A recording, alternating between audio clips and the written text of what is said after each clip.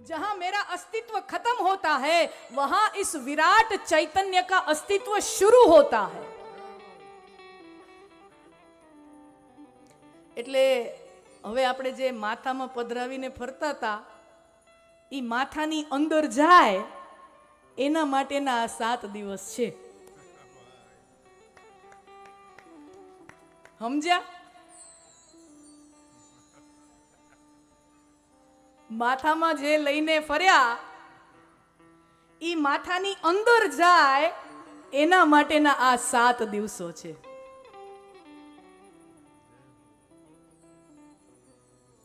તો જો ભગવાન એમ કહેતા હોય કે જેનું ચિત્ત મારામાં લાગી ગયું, જેનું મન મારામાં લાગી ગયું, એને હું संसार रूपी समुद्र थी पार कर, और भगवान की कथा में ज्यादा फर्क नहीं है।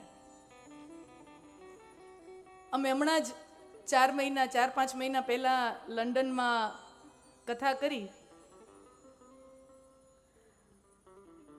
અને ત્યાં અમે પછી રાત્રે સવારના કથા હોય, સવારના ભાગમાં કથા હોય તો એમાં વડીલો હોય, કારણ કે હવે વિદેશોમાં તો પતિ અને પત્ની બંને કામ પર જાય, ત્યાં તો બંનેને જવું પડે, એટલે નોજવાન વર્ગ હોય એ સવારની કથામાં ક્યારેક ક્યારેક વીકેન્ડમાં રજા મળે, શનિ રવિની ત્યાં રજા હોય ત્યારે ફૂલ હાજરી હોય, પણ દિવસ દરમિયાન કોઈ 1-2 દિવસની રજા લીધી હોય પણ રજા મળે નહીં જાજી, એટલે રાત્રે યુવાનો માટે ખાસ કરીને સુંદર મજાની કથા ચાલે અને અમે એ કથાનું શીર્ષક આપ્યું તો આખી અંગ્રેજીમાં જ કથા કરી, પછી પહેલો દિવસ ગુજરાતીમાં ચલાવ્યું, પછી ગુજરાતી હિન્દીમાં, બાવા હિન્દી ગુજરાતીમાં ભેગું કર્યું જેમ તેમ, અને પછી બીજા ત્રીજા દિવસથી આખી અંગ્રેજીમાં કથા કરી અને કથાનું અમે બહુ સરસ એક ટાઇટલ આપ્યું, કૃષ્ણ સ્પીક્સ। ખરેખર આ જે કથા છે ને એ શું છે? મારા વાલા, અહીંયા નથી દીપાલી દીદી બોલી રહી, નથી તમે સાંભળી રહ્યા, ખરેખર નથી હું બોલતી, નથી તમે સાંભળતા। આમ તમે જુઓ, તમે એટલા ડાયા છો, તમે કોઈનું સાંભળો? તમે કોઈનું સાંભળો એવા છો? આ સંસારમાં કોઈ કોઈનું સાંભળે છે? ઘરવાળો ઘરવાળીનું નથી સાંભળતો, ઘરવાળી ઘરવાળાનું નથી સાંભળતી, તો અમારે એવું એમ રખાય કે ગામના અમને સાંભળે? આજના સમાજમાં કોઈ કોઈનું સાંભળતું નથી, તો અમે વહેમ કેમ રાખીએ કે આ બધા અમને સાંભળવા આવ્યા છે? નહીં, આપ મુझे सुनने नहीं आए और ना मैं बोल रही हूं, यहाँ बोल कौन रहा है? कृष्ण स्पीक्स। અહીંયા ભગવાન બોલી રહ્યા છે, ભગવાન સાંભળી રહ્યા છે। હા, અને ભગવાન આ કથાનું આયોજન કરાવી રહ્યા છે। આ તો પરમાત્માની કૃપા છે, એનું મોટું મન છે, મોટું હૃદય, વિશાળ હૃદયના પરમાત્મા કંકોત્રીમાં પત્રિકામાં આપણું નામ લખાવી નાખે કે યજમાન આ, આયોજક આ, કાર્યકર્તા આ, વક્તા આ તો પરમાત્માની બહુ મોટી કૃપા છે કે આપણા એ પત્રિકામાં નામ લખાવી નાખે છે। બાકી કરે છે ઈ, કરાવે છે ઈ, બોલે છે ઈ, સાંભળે છે ઈ, यहाँ हमारा कुछ नहीं है। તમે મેળામાં ગયા હો ને, જોયું હશે,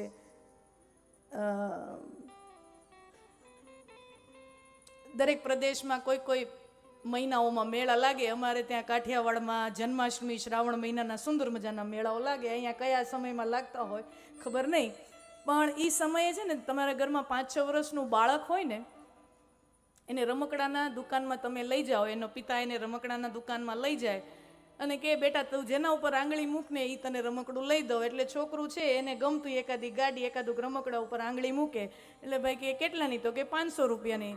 તો કે હા, આને પેક કરો। તો પછી ઓલો દુકાનવાળો વેપારી કે બિલમાં કોનું નામ લખું? તો એ જે 5 વર્ષનું બાળક હોય ને એનો પિતા, એને ભાવ હોય ને કે હવે આ 500 રૂપિયાનું રમકડું આ તે, હે, પછી એમ કે મારા દીકરાનું નામ લખી નાખો।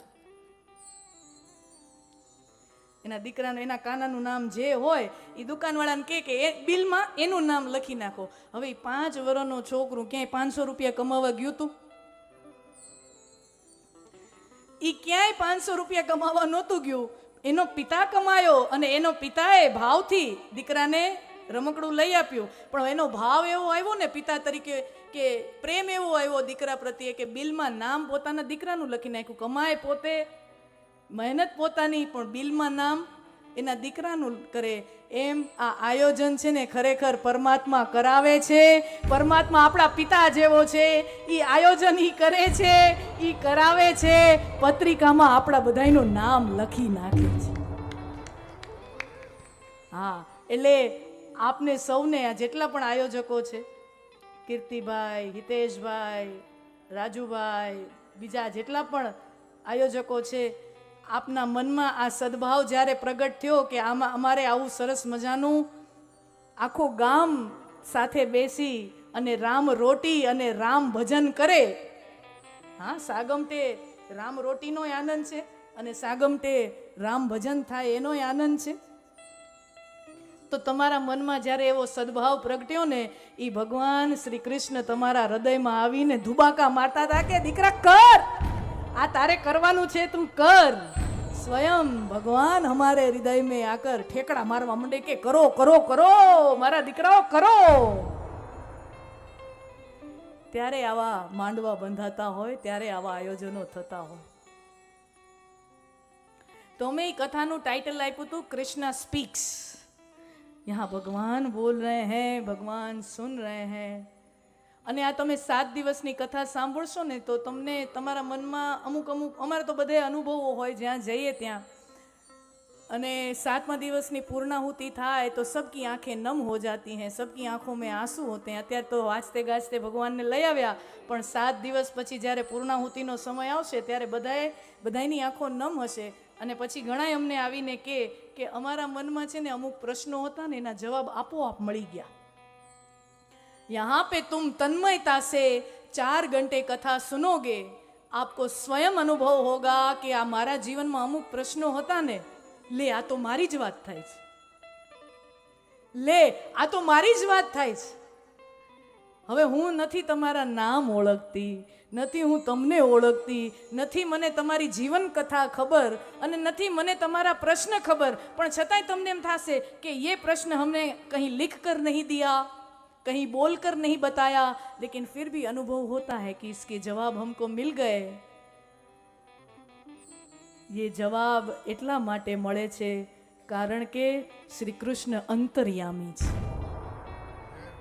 ભગવાન અંતર્યામી હૈ, જાનતે हैं तुम किस કેવા સંજોગોમાંથી કેવી પરિસ્થિતિમાંથી જાઓ, અને જેવા પણ પરિસ્થિતિમાંથી જતા હોય ને આ કથા મને તમને એક સંદેશો આપે. કથા ઈની ઈ છે, તમે રામ કથા સાંભળો, કૃષ્ણ કથા સાંભળો. મારે કથાના પહેલા જ દિવસે એકદમ વ્યવસ્થિત ચોખવટ કરવી છે, તમે જોજો. આ કથામાં નવું કાંઈ જ નથી, હું નવું કાંઈ નથી લઈ આવી. કથા વહી હૈ. રામ કથા તમે સાંભળો તો એની અંદર આપણને શું નવું, કાંઈ એવા નવો પ્રસંગ છે? સીતાજીનું હરણ છે ને એ રાવણ જ કરે છે, કુંભકર્ણ નથી કરતા. કોઈ કથામાં એવું તમે સાંભળ્યું કે કોઈ કથામાં હાલો સીતાજીનું હરણ છે ને એ રાવણની કુંભકર્ણ કરે? ના, નહીં. સીતાજીનું હરણ રાવણ જ કરે છે. કથા વહી કી વહી હૈ. પણ તમે જેટલી વાર તમે સિરિયલ ટીવીમાં તમે જોતા હશો, 30-40 વર્ષ પહેલા તમે જોઈ, પછી હમણાં કોરોનાના સમયમાં જ્યારે લોકડાઉન થઈ ગયું હતું ત્યારે વળી પાછું ટેલિકાસ્ટ થયું તો આપણે કેવા ટીવીની સામે ચોંટી ગયા હતા. ક્યું? પહેલે નહીં દેખી હતી ક્યાં?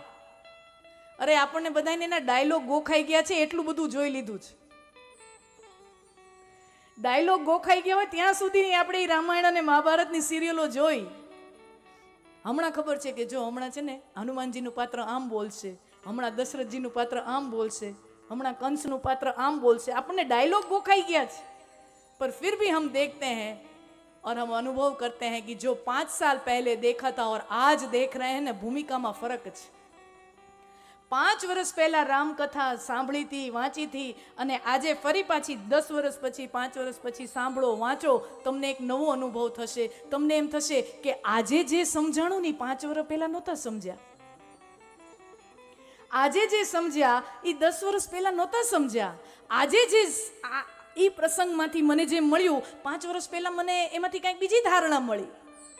તો ક્યાં હૈ? પ્રસંગ વहीं का वहीं है. हमारी जैसी दृष्टि बन जाती है, वैसा कथा हमें वहां से संदेश देती है.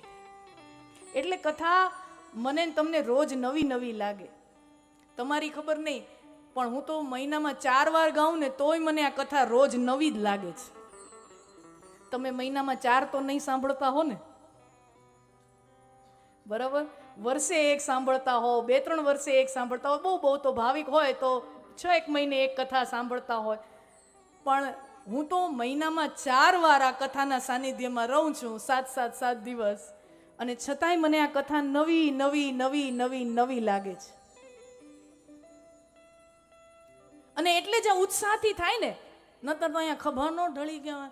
હા, પરમાત્માની અસીમ કૃપાથી આપણે અહીંયા હરિકથાનું આયોજન કર્યું છે. ખભા નો ઢળી જાય. એકની એક વાત કરવાની આવે, તમે વિચાર તો કરો.